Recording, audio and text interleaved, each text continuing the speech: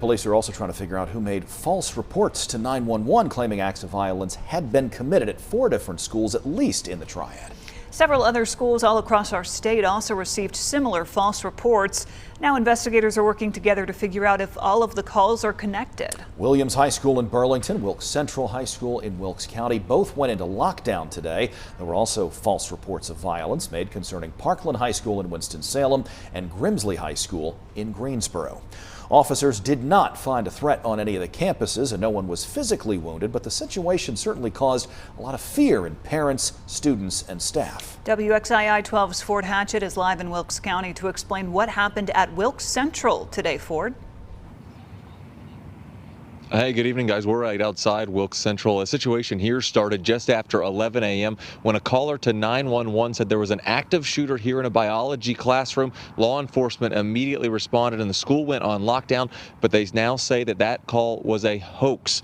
Wilkes County Sheriff's deputies responding here and completely sweeping the school, but they did not find any active shooter or any trace of a weapon, or for that matter, anyone making threats. There were really no altercations outside of the call. The school district believes this was another hoax incident, but they say they still don't know who is behind the calls and are going to let the sheriff's office continue to investigate. Classes continued here and previously scheduled sporting events are still taking place this evening, but the school did allow parents to check their students out early today if they wanted to, and we saw a plethora of people taking advantage of that option. We caught up with one student leaving the school who said he was sitting in second period when he heard the announcement of a lockdown over the intercom.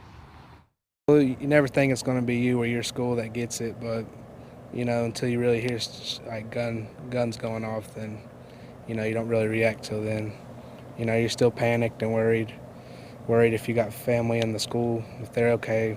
Hands off to the staff here at Wilkes Central High School. They have remained super calm. Teachers have done everything that they have been trained to do. In fact, I was just talking to one of our law enforcement officers a minute ago, and he was just bragging on the staff here. In fact, when they were clearing rooms, he noted that they were doing exactly as they've been trained.